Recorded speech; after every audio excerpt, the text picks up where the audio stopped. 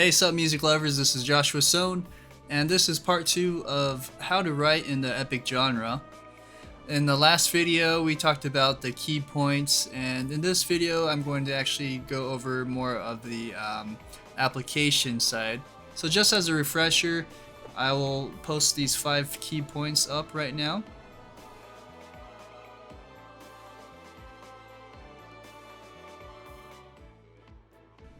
Okay, going into our session today, this is a track from Cubase that I am writing in. I'm going to briefly check off each of these points. So point number 1 was write in a minor key. This key is in the key of E minor. Okay, just to give you an idea of that. I'll play you the whole track at the very end just so you know. So we have the E minor key. So the next point in this whole thing was talking about the theme itself and the melody. So you should be able to have a melody that has some kind of long sustained notes in it. So I will play you that right now. So the main theme starts out with the cellos.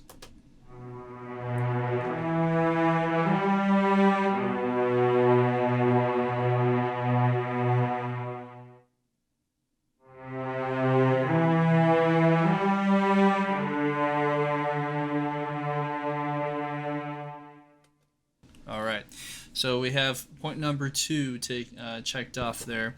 So that was the melody, and as you can see there, very simple melody with long notes, and that will be contrasted with other instruments. So speaking of instruments, that was point number 3.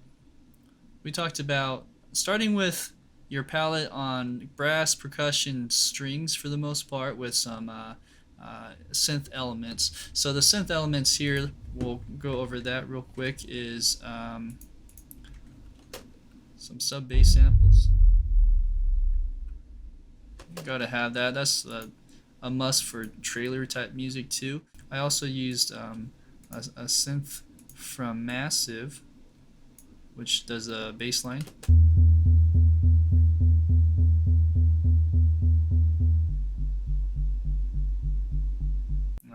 So it gives it some motion, also gives it some harmonic support as well. I also have this down here.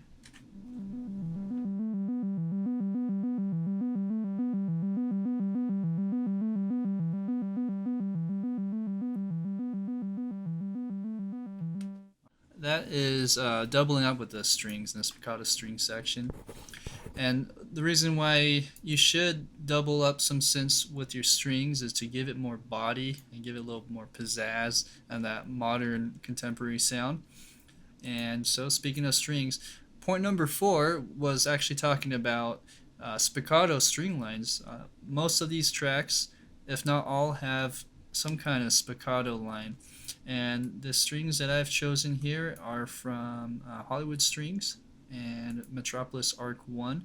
So let me play you the upper string part now.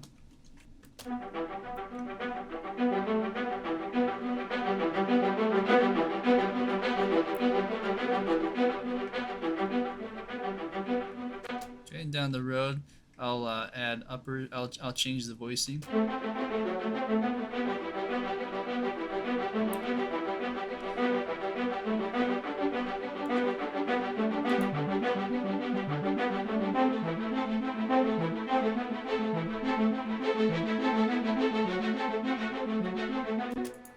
So you can get to feel the motion behind that long sustained melody in the cello section.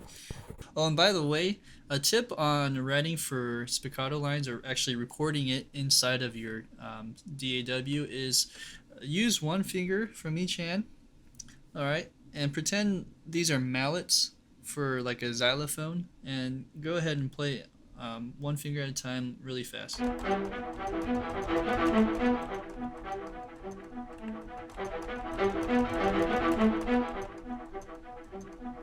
Alright, you can really bring out some dynamics that way.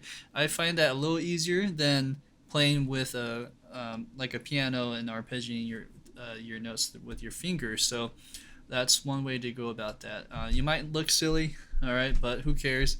No one else is watching besides maybe your dog. All right. Okay, so we talked about the arc as well. So in point 5, we want to start soft and build and grow and to a climax and so on. So as you can see here in this picture, a visual of that, it does start soft and then it grows louder and then it drops down again.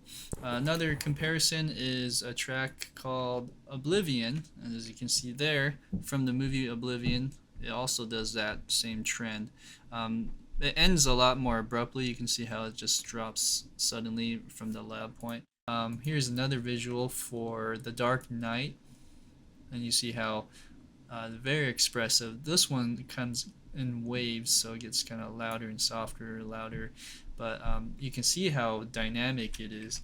I would say here is, besides the 5 points, always think like a producer towards the end of your session and start to think of other ideas on how to make the mix interesting. I ended up using some delays on some of my percussion. So here is a delay effect that I used.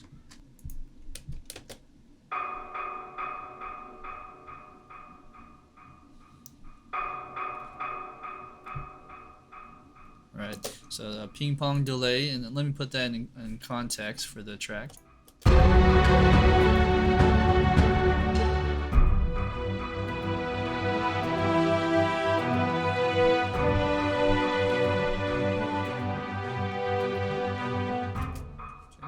Alright, so that's just one of many ideas that you can use to make your tracks interesting. I also reversed some stuff in my percussion, kind of like a reverse cymbal effect, and put that with the first one. Alright.